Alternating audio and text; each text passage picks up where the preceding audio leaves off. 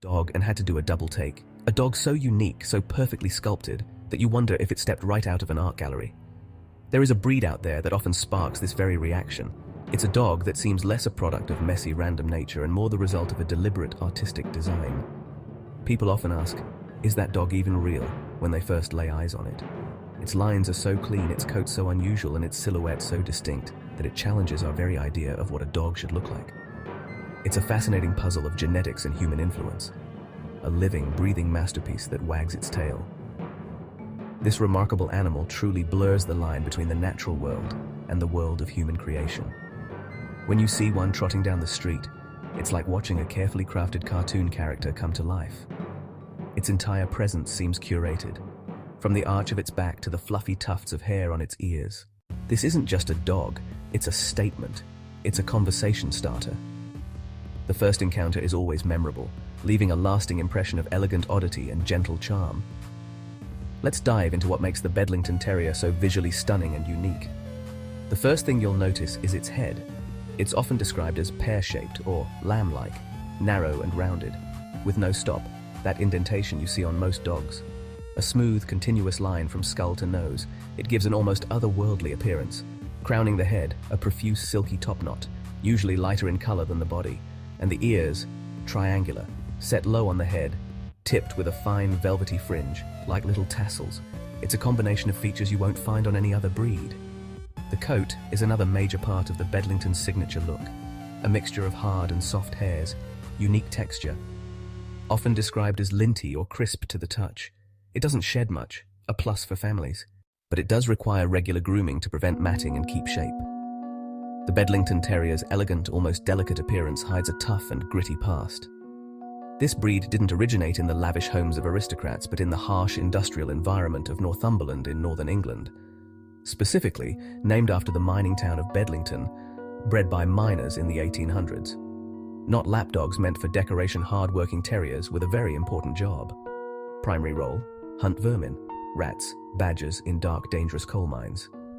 Bravery and tenacity were legendary among the working men, sometimes known as Rothbury Terriers, Northumberland Fox Terriers, prized for their gameness, relentless courage and determination against larger prey. Miners needed nimble dogs for tight tunnels, fast dogs for quick quarry, and strong dogs to finish the job. Bedlington build, arched back, deep chest, giving explosive speed and flexibility. True athletes, bred for function before fashion, mid-19th century, transitioned to refined show dog. So, why do so many people look at a Bedlington Terrier and immediately think it looks designed? The answer lies in how its features deviate so sharply from what we typically perceive as a natural dog. Most dogs have a more straightforward, functional appearance that clearly links them to their wolf ancestors. Think of a German Shepherd or a Husky, you can see the wild canine in their shape and structure. The Bedlington, however, seems to defy these natural conventions. Its combination of a pear-shaped head, a severely arched back, a linty, lamb-like coat, doesn't seem to have an obvious parallel in the wild animal kingdom. This sense of artificiality is heightened by the precision of its silhouette. The lines of a well-groomed Bedlington are so clean and deliberate, they look as though drawn by an architect or sculpted by an artist. No fuzzy edges or ambiguous shapes. Everything is defined. Top knot, a perfect puff back, a perfect arch. Body perfectly tapered. This aesthetic refinement is rarely seen in nature. In the wild, appearance is shaped by millions of years of evolution for survival, not human-defined beauty. The human hand in this design is unmistakable in dog shows. The breed standard is incredibly specific, dictating exact proportions and features. Breeders and groomers work meticulously to meet it. The coat must be expertly scissored to emphasize the outline. Grooming becomes sculpture, carving the dog's appearance. That shaping reinforces the sense of a living work of art. When you place a Bedlington Terrier next to more common or natural-looking breeds, its distinctiveness becomes even more apparent. Consider a breed like the Labrador Retriever, one of the most popular dogs in the world.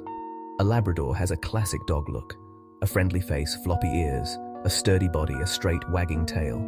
Its appearance is practical, balanced, and familiar. The Bedlington, by contrast, challenges all of these norms. Its body is a collection of graceful curves, sharp angles. Its head is unlike any other, and its gait is bouncy and light-footed. Let's compare it to another terrier, like the Jack Russell. A Jack Russell is a bundle of energy, and its appearance reflects its purpose. Short, strong legs for digging, a compact body, and a keen expression. It looks tough and ready for action. The Bedlington shares this terrier spirit, but its appearance tells a different story. The history of the Bedlington Terrier is filled with fascinating and surprising details that add to its mystique. One of the most intriguing theories about its origins is that it shares a common ancestry with other swift, rough-coated hunting dogs. Dandy Dinmont Terrier, Otterhound. However, some historians believe there might be a more exotic ingredient in its genetic makeup. The Bedlington's unique arched back and speedy gait could be hints of sighthound blood, possibly Whippet. Whippets may have been introduced to increase speed for racing and coursing, popular sports then. This Whippet cross theory helps explain the Bedlington's un-terrier-like speed and grace.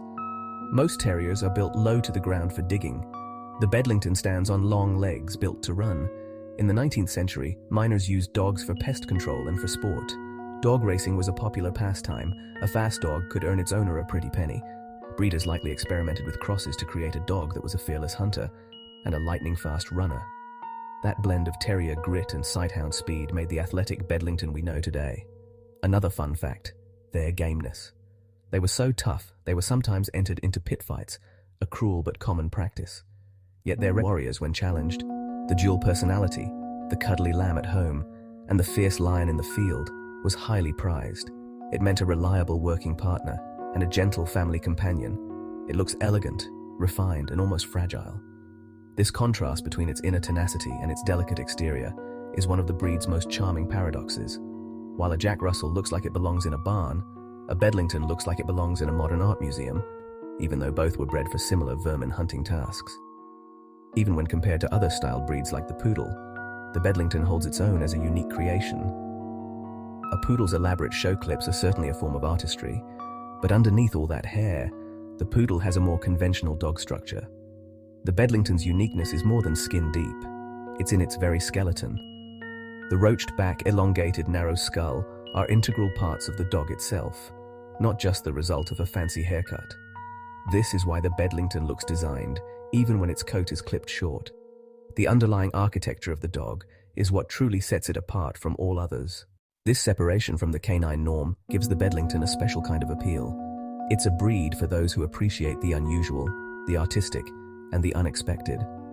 Owning a Bedlington is like owning a rare piece of living history, a dog that tells a story with its very form.